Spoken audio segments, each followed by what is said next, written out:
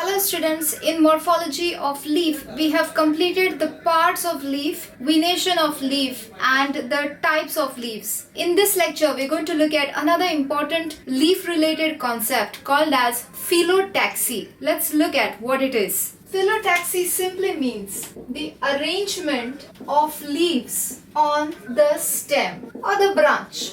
The arrangement of leaves on a stem can be in different ways. For instance, at one node, only one leaf can arise, or else at one node, two leaves can arise in opposite directions. Or at each node, there can be multiple leaves in all directions. At each node, there may be variation in the numbers and the arrangement of the leaves. So accordingly, there are three different types of phyllotaxy that we are going to look at. So look at these three different arrangements of leaves. In the first case, you see only one leaf at each node. Axillary bud will be found in the axil of that leaf. These are not leaflets as in the compound leaves. These are leaves. One leaf at each node. Over here, at each node, two leaves are arising in opposite directions. Aren't they opposite to each other? Are they at one side only? They are opposite to each other. Axillary buds will be found in the axil of both the leaves. And right here, you see that at each node, there is a whorl of leaves that are coming in all directions. Each one will have an axillary bud of its own. Alright? So they are named as, this is called alternate phyllotaxy. The second one is called as opposite phyllotaxy. And the third one is called as whorled, because this is a whorl. Whorl means in a circle, not world. Whorl, like whorls of flower. For alternate, we like there is one leaf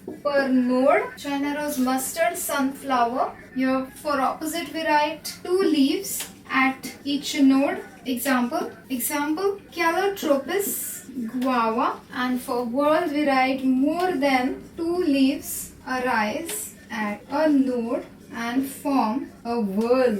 Example, Alstonia. You have to remember these examples, important examples from NCERT. The opposite arrangement of the leaves can also be of two different types. This is extra NCERT. They can be either one on top of the other, or they can be like this at 90 degrees angles. Why is this arrangement? So that each of the leaves can attain maximum sunlight. Okay, that is why the different kinds of arrangements are seen. Opposite is further divided into two. We can write here. This is extra. Superimposed and decussate, one on top of other, each pair at 90-degree angle above the pair below. For superimposed, example, quis, qualis, and decussate, example, calotropis and guava, tulsi. So this was the different types of phyllotaxy, the arrangement of leaves on the stem axis. In the next lecture, we will look at the different modifications of leaves.